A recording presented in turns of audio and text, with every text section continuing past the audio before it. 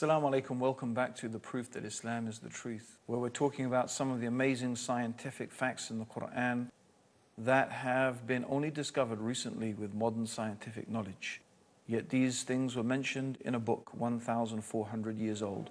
Let's look at some more of the amazing statements in the Quran.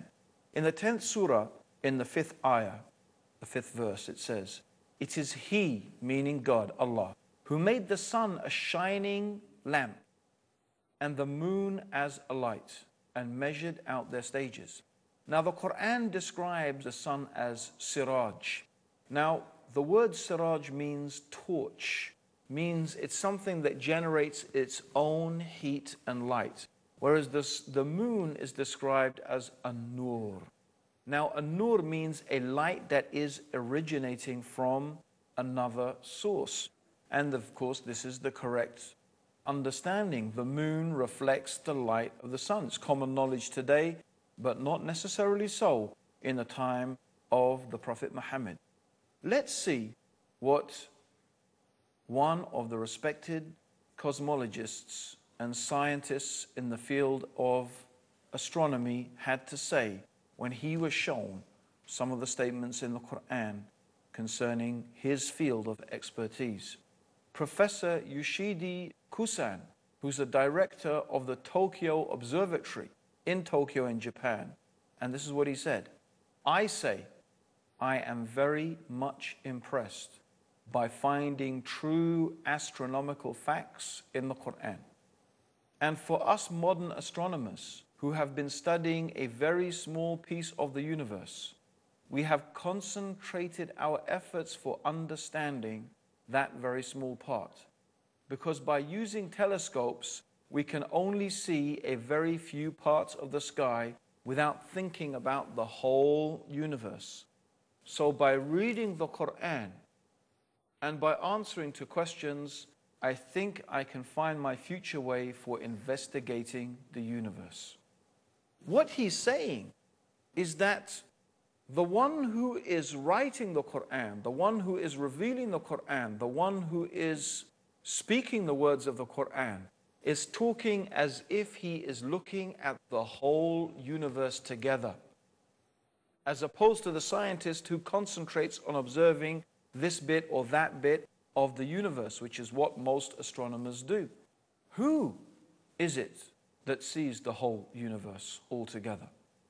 Who is it who sees all things in all places, in all times, except Allah, the Mighty, the Wise? So these are some of the amazing scientific facts, and we're going to move on also to another area that particularly interested me, because when I was at school, one of the subjects that I studied was geography, and a sub-subject of that was, of course, geology. And I do remember when I first read the Quran 20 years ago, and it was reading the Quran that motivated me to embrace Islam. One of the things that stuck in my head, and I remember it until today, was coming across the descriptions in the Quran of mountains. So let's go through some of the things the Quran says about mountains. For example, in the 78th surah, in verses 6 to 7, Allah says, "Have we not made the earth an expanse and the mountains stakes?" The word that is used here is otad. Otad, meaning stake, is like the peg of the tent. So the peg of the tent goes into the ground. It holds the rope that holds the tent. So you have a small part of the peg sticking up from the ground, but the majority of the peg is inside the ground. The Quran also says in the 31st surah, or the 31st chapter, in the 10th verse, "And Allah has cast into the mountains, standing firm, so that it does not shake with you." Now today, with modern sonar technology, they have been able to bounce sound waves down through the Earth's crust. And according to the different rates at which the sound waves are reflected back and are measured, they can tell the different density of the Earth's crust as opposed to what is hard and what is soft, what is from the crust and what is from the magma. And what they have discovered with this technology is exactly what the Quran was saying 1,400 years ago. That the mountains have roots. The mountains, like the peg of the tent, not only do they go above the earth's surface, the mountains go deeply into the earth's core.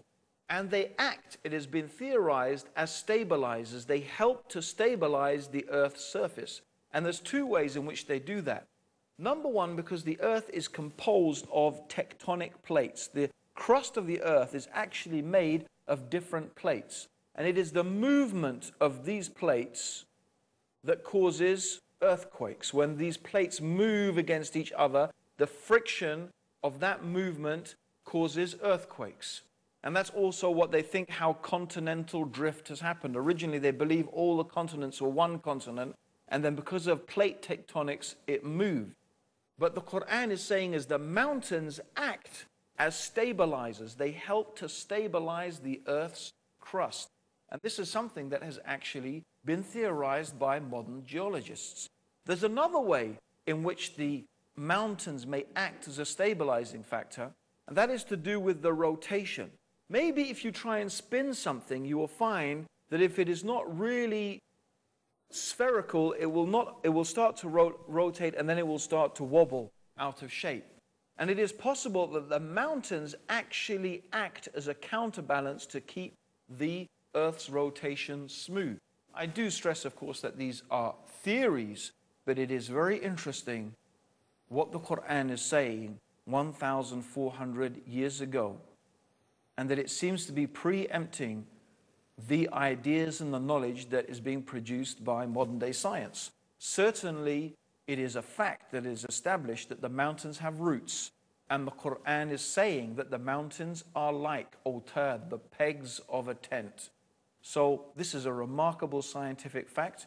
It's one I remember sticking in my mind when I first read the Quran about 20 years ago.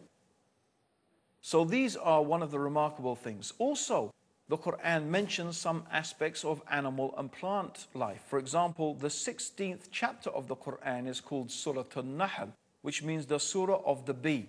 And one of the aspects of the Quran in this surah, it is talking about the bee. And it's very interesting that the word that is used in the Quran for the bee that flies around gathering honey or gathering the nectar for the honey, it is used in the female form.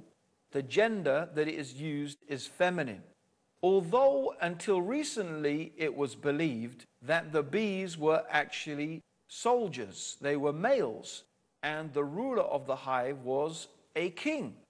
But as it happens, in fact, we know that the bees are indeed female, and they are owned, or they are headed by a queen. That's why we say the queen bee. It's also true that the Quran mentions that plants have different genders, and the winds are a means of fertilization for the plants. So in the 15th chapter of the Quran, in the 22nd verse, it says that we, meaning Allah the Creator, this is the we of nobility. Does not mean there is more than one God, of course. It is we in the sense that royalty uses the term we. It's a sense of honor and nobility. So the royal we, they call it. We sent forth the winds that fesontate. That means that the fertilize things. These are all recently discovered things. Also, we find the Greek philosopher Democritus, who lived from 460 to 361 BC. He advanced the theory that matter was composed of tiny indivisible particles called atoms. And they believed that this was the base upon which all of things were made, and there was nothing smaller than the atom. However, modern science has discovered that atom is in fact divisible, and the atom has been split, and the atom itself is composed of smaller elements. The Quran says 1,400 years ago, in the 34th chapter and the 3rd ayah, or the 3rd verse, He is aware of an atom's weight in the heavens and on the earth, and even anything smaller than that. Meaning there is something smaller than an atom, and Allah, God, is aware of it, every single thing. There's another thing I want to mention. God mentions in the Quran some amazing things about the human beings. And one of the things is about our nerves. Here is a very frightening and terrifying passage of the Quran. It's mentioned in the 75th chapter in ayahs 3 to 4. Does mankind think that we cannot assemble his bones? Nay, we are able to put together in perfect order the very tips of his fingers. God is telling us he can recreate us on this day, this terrifying day, this frightening day, the day of judgment. He is able to recreate you, even if you are dust, even you are bones, to the very tip of your finger. Why the very tip of your finger? Of course, you've all heard of fingerprinting, haven't you? Every single human being's fingerprint is unique. Why did God mention the fingerprint? Why did God mention the tip of the finger? This is the uniqueness of the human being. God is telling us, look, I can recreate you even to this fingertip. That is the power that I have. Even to your most unique attribute, I can create you to that. Be mindful, be careful. I will create you again on the day of judgment, and I will judge you and ask you about every single thing that you have done. This is not common knowledge. How did anyone 1,400 years ago know about fingerprinting? And Allah warns us in the 4th chapter of the Quran, in the 56th verse, those who reject our signs, we shall soon cast them into the hellfire. And as often as their skins are roasted through, we shall change them for fresh skins, so they may truly taste the penalty. For Allah is exalted in power, the wise. This is a very frightening description of the hellfire. God is going to burn the skin and recreate the skin and burn the skin, so the people in the hellfire will taste the punishment. Why is the Quran saying that? It has only recently been known and discovered that when the skin is burnt, a person does not feel any pain. That's why when a person suffers severe burns, a doctor will prick the skin to see if the person feels pain. If he feels pain, there are still nerve receptors left. If he does not, that means his skin has been so badly burnt, he cannot feel pain. So if God put people in the hellfire and the hell burnt their skins, after that they will not feel the pain. So Allah is going to recreate the skin again, so they will keep on tasting the punishment. It is a very severe warning from the one who has created you. He knows you better than you know yourself. And he is warning you in his book of his knowledge and his ability, that if you do not believe in him and follow his guidance, see what is waiting for those people who reject the faith.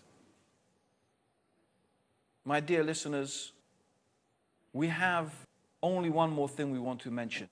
The tree of Zakum, which will be the food of sinners, and it will be like boiling oil that will boil in their bellies, like the boiling of scalding water. Taste this, Allah says in the Quran. Verily you are pretending to be the mighty, the generous. Look at those arrogant people, pretending to be mighty, pretending to be generous, but taste the tree of Zakum that will boil in your belly. And it says they will drink a water that cuts their bowels to pieces. It is very interesting that thermal receptors are not present in the intestines, but it is in the bowels. And the contents and the receptors in the bowels are highly sensitive. It's a very, very sensitive area, and that is where pain is initiated. It's not a common knowledge 1,400 years ago, but it is a fact that is mentioned in the Quran as a stark warning to all those people who reject faith in God. God has combined the scientific facts with the severe warnings of those who disbelieve in him. Our invitation is to invite you to his mercy, to his guidance and his forgiveness by accepting these truths, the proof that Islam is the truth. Join us in the next episode for some amazing prophecies of the Prophet Muhammad and the Quran. And until then, may God's peace and blessings and guidance be with you. Assalamu alaikum wa rahmatullahi wa barakatuh.